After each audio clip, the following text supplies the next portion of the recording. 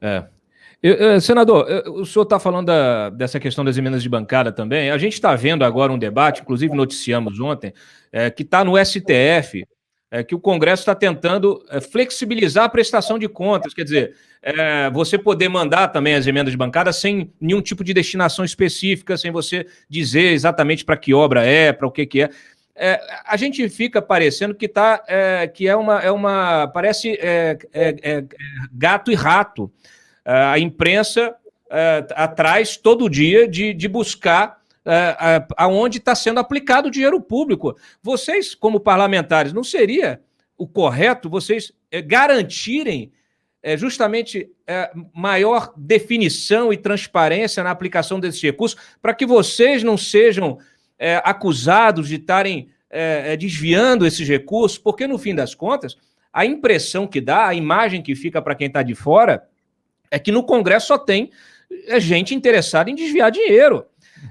Quando você tem dinheiro que você está lá, não está lá no orçamento, aí manda um ofíciozinho aqui particular, manda um e-mailzinho, não, olha, mas não diz para onde não. Quer dizer, eu até vou aqui pedir, o Freitas, põe, por favor, esses documentos, a gente estava conversando mais cedo, o senhor me mandou, os documentos são os ofícios, né? Os ofícios justamente que falam dessas transferências. Não é isso, não. Isso aí é só o print da tela dele. Tira isso daí. Isso aí é porque ele foi o relator setorial. Você consegue ampliar essa imagem? Por favor, amplie a imagem. Tá aí, ó. Esse aqui isso aqui para o pessoal saber, né? É um espelho aqui do ofício, tá? Do ofício do senador, do líder do governo, para a Secretaria de Governo da Presidência, solicitando justamente, né, a autorização da liberação do limite financeiro relativo às propostas abaixo. Aí você tem os estados, Acre, Bahia, Pará, tá? E os valores. E a destinação, o objeto, tá? Assim, adequação de estradas vicinais, obras de infraestrutura de estradas vicinais, pavimentação de vicinais, calçamento. Quer dizer, a gente não sabe nem para onde vai, aonde esse dinheiro está sendo colocado. Põe o próximo documento. Porque, assim, você vai lá, na Bahia, senador, Sena Madureira, você não tem lá no Acre, Sena Madureira, estradas vicinais, mas quais estradas, né? Você aumenta esse aí também, por favor. Aumenta aí. Olha lá, 10 milhões de reais, né? Estou solicitando a transferência, a descentralização da transferência, lá justamente para a Codevasp, 10 milhões. Baixa um pouquinho, Freitas, por favor. Baixa mais. Aí está lá, objeto a definir. Quer dizer, você está liberando um recurso que não tem nem objeto, né? Não tem nem objeto. É disso que eu estou falando. Aí eu lhe pergunto, mais uma vez, quer dizer, volto na pergunta. Não seria melhor, para que vocês não sejam suspeitos, né, diante da sociedade, vocês estão lidando com dinheiro público, não é o dinheiro do senador, do deputado, né? Vocês estão. Isso aqui serve para vocês enviarem recursos para as cidades, né, os municípios, os estados, para que sejam feitas obras, infraestrutura, dinheiro para o hospital, dinheiro para educação, dinheiro para compra de equipamento. Mas se você não tem nem o objeto, como é que fica? Primeiro, eu queria falar para você que essa conversa aqui, ela é realmente para a gente deixar claro que o mecanismo da RP9 precisa de aperfeiçoamento. Tanto é que os próprios ofícios setoriais de vários relatores setoriais foram substituídos na medida pela liberação de recurso a Ministério pelo relator geral, por indicação do Parlamento.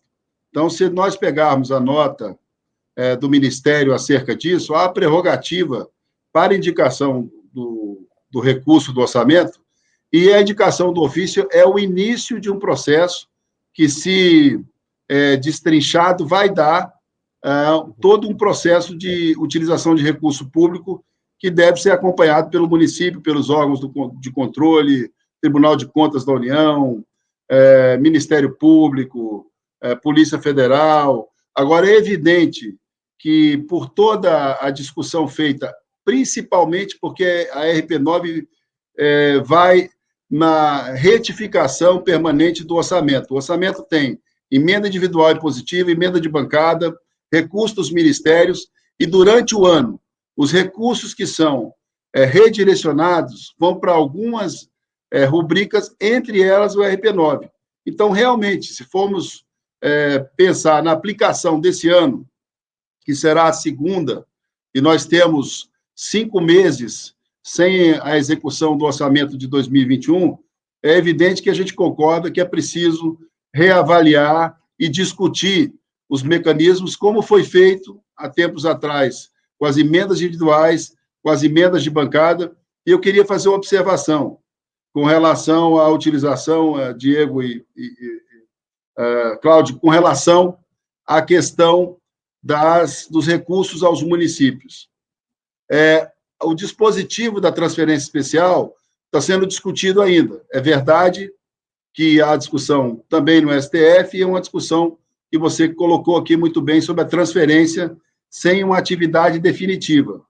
Mas isso não foi decidido ainda, isso vai ser decidido, há um veto presidencial sobre isso, e também existem outras matérias sendo discutidas, como, por exemplo, aquela que dá ao município de até 50 mil habitantes a possibilidade de receber o recurso, enquanto o município, nessa fase da pandemia, está inadimplente. A gente sabe o que muitos municípios estão passando com relação a recursos, não da saúde, porque é muito claro que está tendo muito recurso para a saúde, mas outras obrigações, como na receita dos municípios, os municípios têm sofrido muito.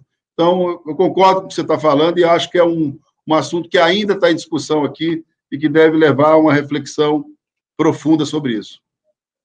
Olha só, eu quero dar mais um exemplo do que acontece, né? Por causa dessa falta de transparência, dessa coisa meio confusa, parece até que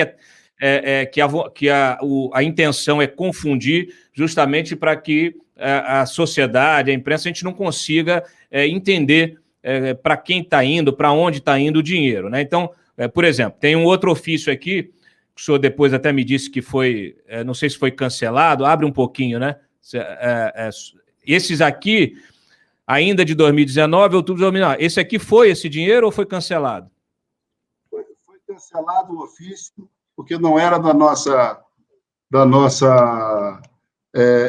alçada fazer o ofício, ele foi corrigido, tem até um X aí na assinatura, mas até para reforçar, no início do RP9, os recursos foram destinados por encaminhamento do relator geral. Essas listas também, é preciso rever o critério de lista. Eu acho que o ponto mais importante é ir direto aonde há o recurso aplicado, para saber se houve aplicação, e o sistema original, que precisa ser melhorado, o instrumento, como a gente conversou aqui. Então, realmente...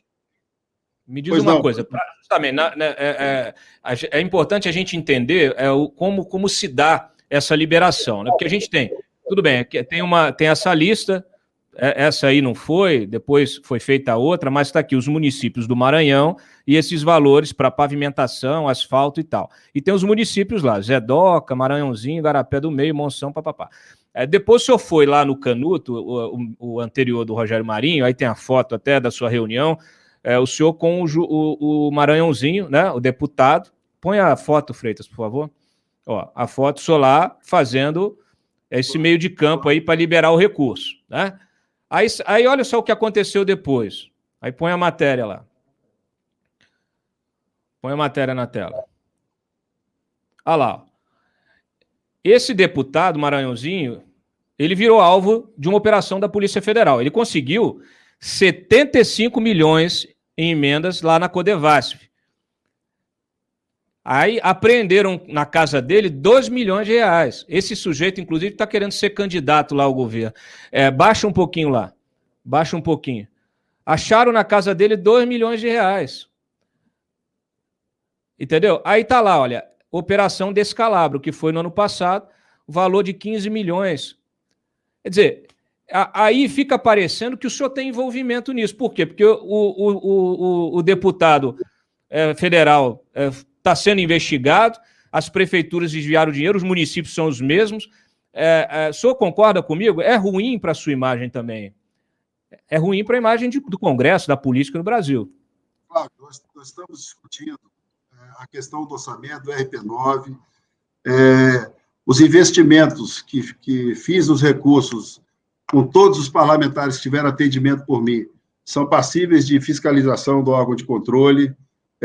A gente está discutindo justamente na necessidade de aprimoramento no envio do recurso. Muitos desses recursos não chegaram nem a ser empenhados. Então, a gente precisa analisar, já que é um momento agora de debate, ir atrás da aplicação do recurso. Cada um é responsável por sua indicação. No caso da Codevasf, por exemplo, no Tocantins, a Codevasf trabalha com recursos nacionais, já que a superintendência não tem nenhuma função administrativa.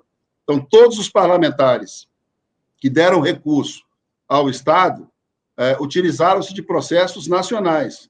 Então, é evidente que esses mecanismos todos precisam ser esclarecidos, o deputado pode falar sobre isso, e o próprio ex-ministro Canuto, que ainda está no governo, pode falar que nós fomos lá com dezenas de parlamentares que faziam gestão sobre o orçamento setorial do Ministério do Desenvolvimento. Assim ocorreram com outros relatores.